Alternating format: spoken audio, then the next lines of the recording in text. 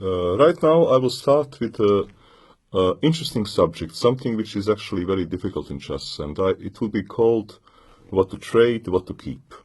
So when you get some certain positions, which kind of pieces are favorable for you to trade and which kind of pieces are favorable for you to keep. And also plans involved. I will start with the old game of Botvinik and the position which you see on the board. If you look position on the board, white was Botvinik, black was Donner. Game was played in Amsterdam in 1963. So obviously white is having very small advantage. Because, well, white's position is very symmetrical, but white is to move and he has a little bit more space. However, what normally happens in this kind of situations is that this advantage can evaporate very easily if you look at this position, and after some moves, position becomes equal and players agree to a draw. If you look at the position, what can be potential problem for black? What do you think? What can be a problem for black? Obviously, white can play some random moves, let's say move his queen, or maybe move his rook. All those moves are possible, but what is in essence potential problem for black? Potential problem for black is square c6. That's important to understand here. And Botvinik will base his whole strategy on the square, and he will win the game because of this. So he starts with knight d4. He trades those two bishops in order to get a grip on a square. And he will win the game because of this strategy. So let's see how it goes. Takes queen c7, covering the square. Queen b3. Rook f8. Rook f1. Queen b7. And queen f3. He wants to trade queens. Well, now it is not easy decision for black. Objectively speaking, queen f3, knight f3, bishop f8 was black's best. And okay, computer is saying that black should survive this game. In a human mind, this is not so simple decision because, okay, the square is still weak. And even though computer engine thinks that black should survive, to a human it is not obvious because it is not exactly a draw. White stands better here. This knight is extremely strong on c6. And to human perspective, let's say if I would not know the evaluation of a computer, I would be saying that we are going to play for two results for quite some time, and that position is far from being a draw. And I think that this is what most of human players would be thinking entering such a kind of position. And white is definitely better here. Definitely better. Donner played move knight d5. So on queen f3 he did not want to take and to enter descending. He played move knight d5. Why? Because queen for the time being is covering c6 square. Now how to continue? Well, the principal move would be of course to play b5 and to try to take a square, but there is a small problem. Well, the problem is that if you play a move like b5, it is wrong because in this position black has a threat. I mean, b5 is a double question mark move. Why?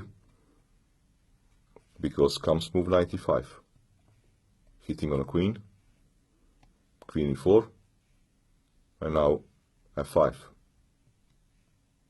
Queen needs to move, and there is going to be double check, and the checkmate. Wherever king goes, there will be checkmate, queen g2. So white needs to deal with this. So Botvinik first plays move e4, removing the knight, and now he pushes b5. Now is question for black how to defend this position, what Donner does has its logic. He basically thinks, well, I'm on the defending side, being on a defensive to trade some pieces and some pawns is making sense. So he plays move a6. It will turn out that actually it will later only open an extra file for white, but position is not easy. For example, knight e5 was probably best move, queen e2, and now try to trade everything off. Try to trade all the rooks off. So after queen e2 to play first rook c1, rook c1, rook c8, rook c8, queen c8.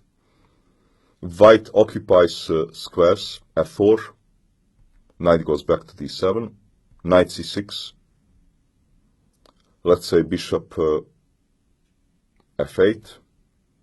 I can now not take immediately knight a7 because I would allow great counterplay. But knight is very strong and white has various ways to keep advantage here. For example, bishop f6, knight f6, knight c4. It is obvious that knights are dominant to bishops because knight is very strong on c6 and black is facing a difficult fight for a draw. Black played move a6, knight c6, bishop f8, a4, 8 takes b5, 8 takes b5, rook a1, rook a1, rook a8. Now question is to trade or not to trade. If you do not trade, you may argue that black has a counterplay with his rook along the h file, the a file. On the other hand, if you trade, you are going to have well, less material. The side with initiative, in general, makes sense to keep material. And this is exactly what Botvinik here does. This knight on c6 is tremendous piece, but needs to be helped with some extra pieces, and he plays move rook d1. Knight e8, knight c4, knight c5. Now, how to improve the position further for white?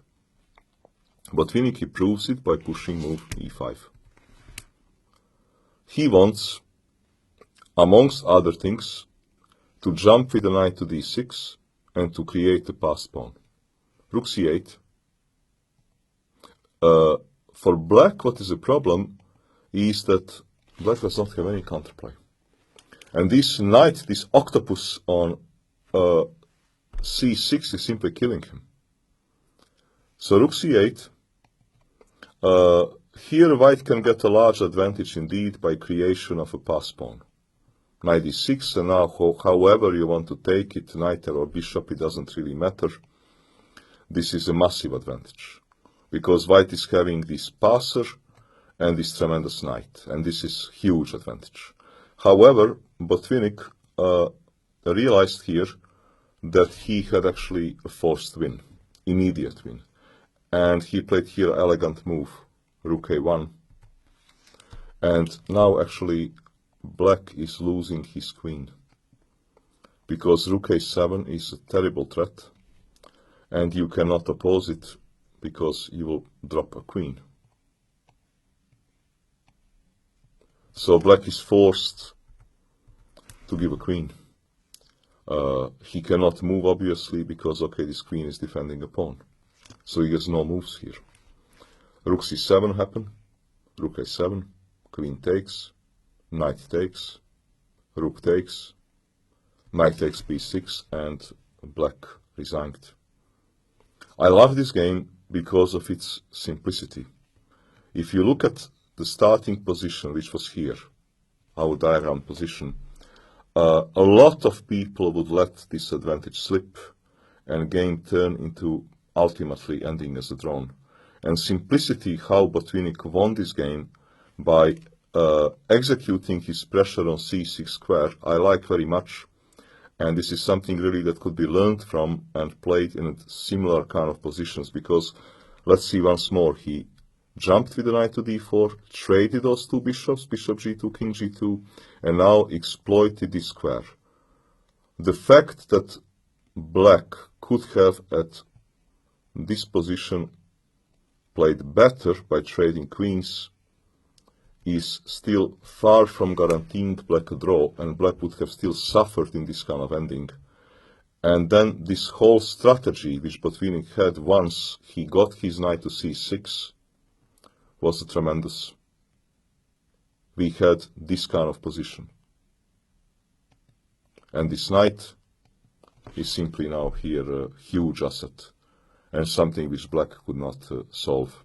So I think that this is an excellent learning example, and it could be also used in your own games.